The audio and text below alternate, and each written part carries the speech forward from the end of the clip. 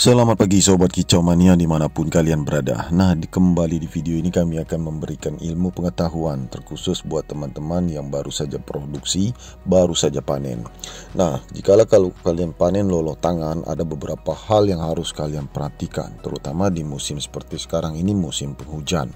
Musim penghujan banyak sekali anakan murai batu yang terserang penyakit mencret, kemudian lemas, nyilet, kemudian ada juga yang tetelo.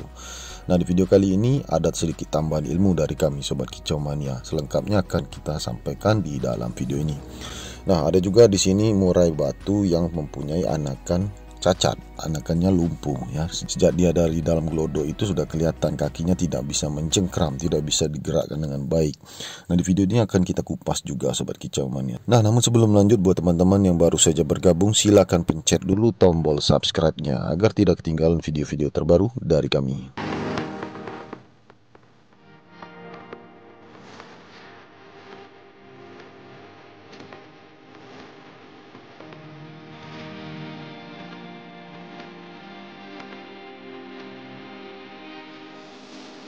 Mungkin kalian bertanya-tanya, dari tadi kita ini mengikis tulang sotong. Ini namanya tulang sotong Sobat Kicau Mania. Ini tambahan kalsium sering kami gunakan untuk indukan murai batu dan juga untuk anakan murai batu ya. Jadi ini diaplikasikan di keroto Sobat Kicau Mania, kita aduk-aduk ke keroto.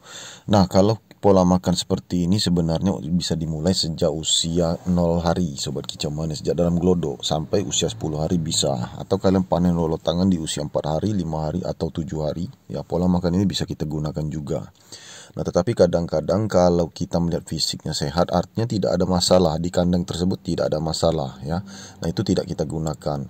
Ada juga murai batu ini, pasangan murai batu yang sering mendapatkan masalah di kandang-kandang tertentu itu, mulai dari anakan yang lumpuh, kemudian anakannya sering kakinya mudah patah. Pola makan ini terus kami lakukan. Seperti di hadapan kamera ini Sobat Kicau Mania, ini anakan murai batu, indikasinya kalau nggak patah ya lumpuh Sobat Kicau Mania, karena kekurangan kalsium. Indukan murai batunya juga malas makan ya. Jadi sebenarnya kalau kalian punya indukan murai batu, induk betina yang suka makan keroto, itu sebenarnya bagus. Justru yang jarang sekali makan keroto, tidak suka keroto ya, itu banyak sekali masalah biasanya anakannya nanti. Jadi ini contoh Sobat Kicau Mania ya, kakinya ini seperti tidak bertulang, artinya tulangnya lembut Sobat Kicau Mania, belum jadi, belum keras, padahal usianya ini sudah masuk 10 hari, 11 hari dan 12 hari. Kemungkinan akan belajar nangkring pada saat usia seperti ini. Jadi untuk kejadian seperti ini kita tidak banyak yang harus kita lakukan Sobat Kicau Mania. Yang pertama memang kita persiapkan pola makan ekstra kalsium, karena posisi seperti ini sebenarnya jujur saja kami katakan sudah terlambat ya, karena kita juga baru tahu posisi dia di gelodo itu kenapa tidak mau berdiri ya kan. Biasanya kalau usia 7 hari, 8 hari, 9 hari itu sudah bisa berdiri Sobat Kicau Mania di sekitar gelodo, apalagi gelodo peta seperti yang kami gunakan. Itu anakan murai batu sering berpindah-pindah tempat, itu menandakan dia sehat, kakinya juga bagus. Sedangkan yang ini tidak, dia hanya terpaku di dalam satu lubang sarang. Itu membuat kami merasa curiga. Kecurigaan itu muncul, kemudian kami cek, ternyata kakinya bermasalah, kekurangan kalsium sejak dia ini menetas. Bahkan di kandungan telur, ketika induk betina itu bertelur itu sudah kurang kalsium, sehingga pada saat menetas akhirnya jadinya seperti ini. Ini tidak banyak yang kita lakukan Sobat Kicau Mania, kecuali yang pertama itu memang bersabar, kemudian yang kedua terus berusaha ya, pola makan ekstra kalsium. Untuk peluang sembuhnya ini sekitar 50-50 ya Sobat Kicau Mania, 50%, 50%. Kenapa kami sampaikan seperti itu? Karena usianya sudah lumayan masuk berumur Sobat Kicau Mania. Kami sampaikan juga Sobat Kicau Mania, untuk usia seperti tadi ya, kalau pola makannya sudah kita penuhi semua, yang pertama itu bisa saja kemungkinan sembuh tapi tidak terlalu normal Sobat Kicau Mania. Yang kedua bisa saja tambah parah. Kenapa tambah parah? Memang asupan kalsiumnya tidak ada sejak dia menetas atau sejak dalam kandungan telur. Jadi kakinya itu belum jadi, tulangnya itu belum sempurna. Walaupun kita nanti akan perban dengan Hansaplast dengan cara lama kita ya, kalau kalian pengikut kami yang lama tentu tahu antisipasinya, memang kita bisa buat gip nanti, buat seperti pembalut untuk di bagian paha. Tetapi ini belum kita pastikan Sobat Kicau Mania, apakah patah, apakah memang tulangnya bermasalah. Kalau sekadar patah tentu saja bisa nyambung dengan cepat. Tapi kalau benar-benar tulangnya belum jadi, belum berbentuk, bisa dikatakan ini bisa lumpuh seumur hidup Sobat Kicau Mania.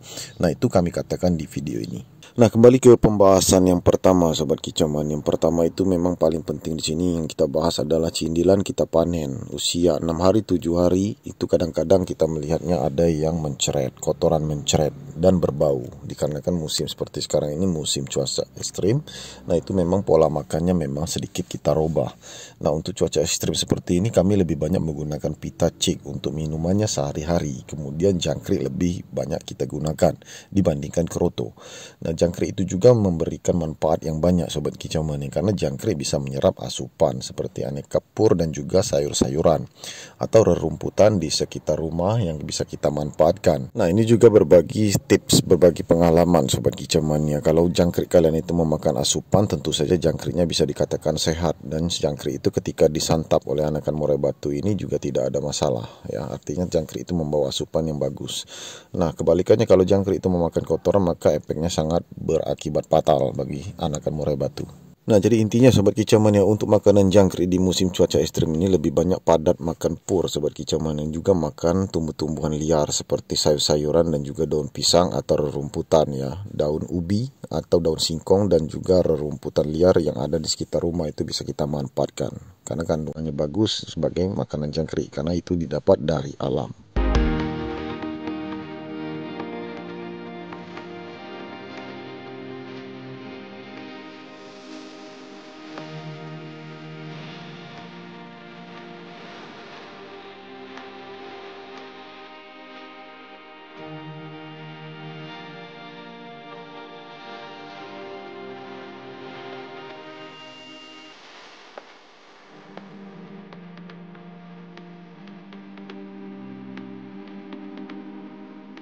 Nah, untuk pencahayaan lampu, Sobat Kicauan, ketika kita panen kami menggunakan lampu 5 watt sebenarnya, tapi cuaca ekstrim musim hujan kami gunakan 10 watt ya, dengan ukuran lampu itu tidak terlalu rendah, Sobat Kicauan. Dia kita gunakan sangkar nomor 3 itu ya, sangkar kenari. Itu mentok di atasnya, di atas jeruji atas itu. Kita letakkan lampu posisi di atas, tidak kita gerakkan, tidak kita turunkan ke bawah. Karena sinarnya itu sangat mengganggu dan sangat panas sekali untuk kena mata anakan murai batu usia seperti ini. Jadi sekedar saja yang penting lampunya 10 watt untuk cuaca musim dingin yang selalu hujan. Nah, untuk anakan murai batu yang sudah mangap-mangap seperti ini kepanasan, baru kita matikan lampunya, Sobat Kicauan. Itu kalau kalian tidak punya inkubator dan juga termostat. Nah, kemudian ini Sobat Kicauan, ini makanan jangkrik kami di musim penghujan. Selain kita pakai daun pisang, kemudian rerumputan dan juga sayur-sayuran dan juga aneka pur, kita juga pakai daun ubi jalar, Sobat Kicauan. Daun ubi jalar ini kebetulan ada di sekitar rumah kita. Kalian bisa searching saja di Google manfaatnya apa. Nah, ini kita berikan ke jangkrik selama 3 hari ya. Artinya malam-malam itu sebelum kita tidur kita berikan jangkrik itu makanan seperti ini. Keesokan harinya, esokan pagi, jangkrik itu sudah gemuk membawa asupan, dan itu kita berikan ke anakan murai batu yang mencret, Sobat Kicauan. Karena musim penghujan rata-rata peternak ini bingung kenapa anakan murai batu sehabis dipanen itu mencret. Nah, dikarenakan mereka masuk angin juga. Kemudian untuk trotolan kita memang wajib kerodong seperti ini untuk di dalam ruangan. Carilah ruangan yang tertutup dan hangat karena musim hujan. Untuk di kota kami, di kota Bengkulu, selalu hujan, Sobat Kicauan. Jadi kita tidak bisa ngomong apa-apa selain kita antisipasi jangan sampai terjadi apa-apa.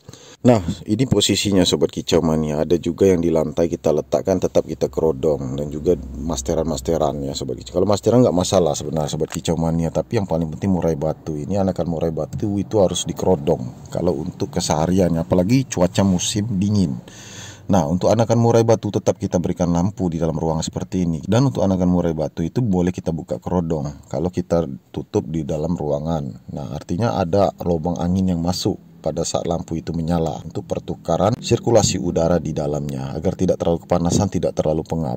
Nah, lanjut pemberian pitachik, Sobat Kicauan. Pitachik ini kita gunakan air matang, kemudian pitachiknya kita aduk-aduk, Sobat Kicauan. Kita aduk 20 kali, kurang lebih seperti itu. Nah, biasanya pitachik ini, Sobat Kicauan, rutin kita gunakan di pagi hari, di siang hari maupun di sore hari maupun di malam hari kalau kita masih mau menyuapnya. Kadang-kadang kita menyuapnya itu sampai batas jam 9 malam masih bisa, Sobat Kicauan.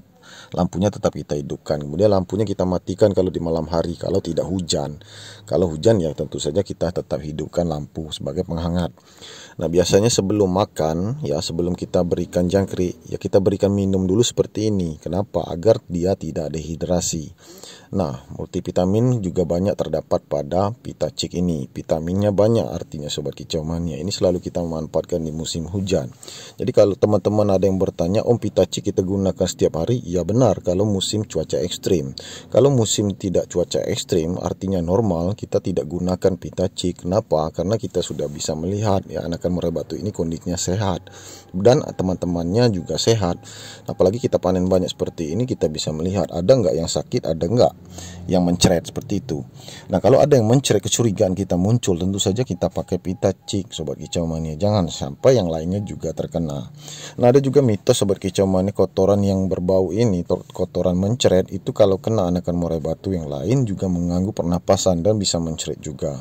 Nah, itu masih kita teliti ya kebenarannya Sobat Kicau Mania. Karena kenapa? Ada juga anakan murai batu ini yang mencret kena langsung ke muka temannya. Nah, nggak lama kemudian temannya juga mencret. Apakah ini menular masih kami teliti, atau memang dia ini sudah ada indikasi mencret sebelum kita panen. Nah, kemudian di video ini akan kita tampilkan kotoran mencret ya, kotoran yang kurang bagus dan perbandingan dengan kotoran yang bagus. Kotoran bagus tentu saja kenyal ya, dia tidak bentuknya rusak, tidak mencret. Jadi bentuknya itu kenyal seperti jelly. Itu kotoran yang bagus untuk anakan seusia seperti ini. Nanti kita akan bandingkan Sobat Kicau Mania. Dan apabila kalau kalian melihat ada kotoran kapur kemudian lengket di dekat daun cemara ya, di sekitar glodok, nah itu bisa kalian jadikan sampel. Kalian bisa cium aromanya itu. Kalau aromanya tidak sedap, otomatis itu mencret seperti ini. Nah, tetap saja kita gunakan pitachik Sobat Kicau Mania, karena pitachik ini bagus ya untuk anakan murai batu yang mencret. Dan pola makan seperti ini kita gunakan jangkrik ya, kita gunakan jangkrik saja. Nah, untuk jangkrik itu kita bisa pilih ukuran sedang atau ukuran yang besar, sama saja Sobat Kicau Mania. Rutin saja kita lakukan, dan juga penerangan lampu tetap kita pakai. Jangan sampai dia ini masuk angin. Kalau dia masuk angin atau kedinginan, dia akan tambah mencret, nafsu makannya tidak ada. Yang penting kalau mencret ini dia nafsu makannya harus ada Sobat Kicau Mania, harus suka makan. Itu membuat dia lebih baik. Apalagi kalau kita berikan lampu yang hangat Sobat Kicau Mania, itu membuat fisiknya semakin kuat dan nafsu makannya terus ada. Nah, ini kotorannya Sobat Kicau Mania, perbandingan ya, yang kita ambil ini dekat tisu ini sangat berbau sekali dibandingkan dengan yang sebelah kiri. Nah, untuk sebelah kanan ini kotoran yang tidak bagus, untuk sebelah kiri ini kotoran yang bagus usia seperti ini. Jadi kalian bisa banding-bandingkan sendiri nanti. Dan aromanya ada Sobat Kicau Mania. Aroma tak sedap itu kalau yang di sebelah kanan itu sudah pasti mencret, tidak bagus, kondisinya sakit. Dan sedangkan yang sebelah kiri itu tidak beraroma, artinya aromanya itu biasa saja, tidak ada bau. Nah, itu tandanya dia sehat. Nah, di video selanjutnya di part 2 akan kita bahas anakan murai batu yang lumpuh ini tadi Sobat Kicau Mania ya. Kita bisa pastikan nanti di usia 12 hari ke atas apakah tulangnya patah, apakah tulangnya itu benar-benar cacat atau lumpuh. Artinya dia ini punya penyakit pembawaan sejak menetas, bahkan di kandungan telur ya. Itu tidak bisa kita salahkan Sobat Kicau Mania. Pola makan sudah benar, kita lihat perkembangannya selama beberapa hari sampai 1 minggu. Nah, kalau dia masih juga kelihatan seperti patah, kalian bisa cek, kalian bisa pegang tulangnya lembut atau tidak. Kalau tulangnya lembut itu bukan patah. Nah, kalau tulangnya keras itu patah, masih bisa kita perban dengan Hansaplast. Jadi ini akan kita bahas di part 2 Sobat Kicau Mania. Oke Sobat Kicau Mania, itu saja video kita kali ini. Semoga bermanfaat untuk kalian semua. Jangan lupa di like, subscribe, dan share sebanyak mungkin. Terima kasih. Salam Kicau Mania.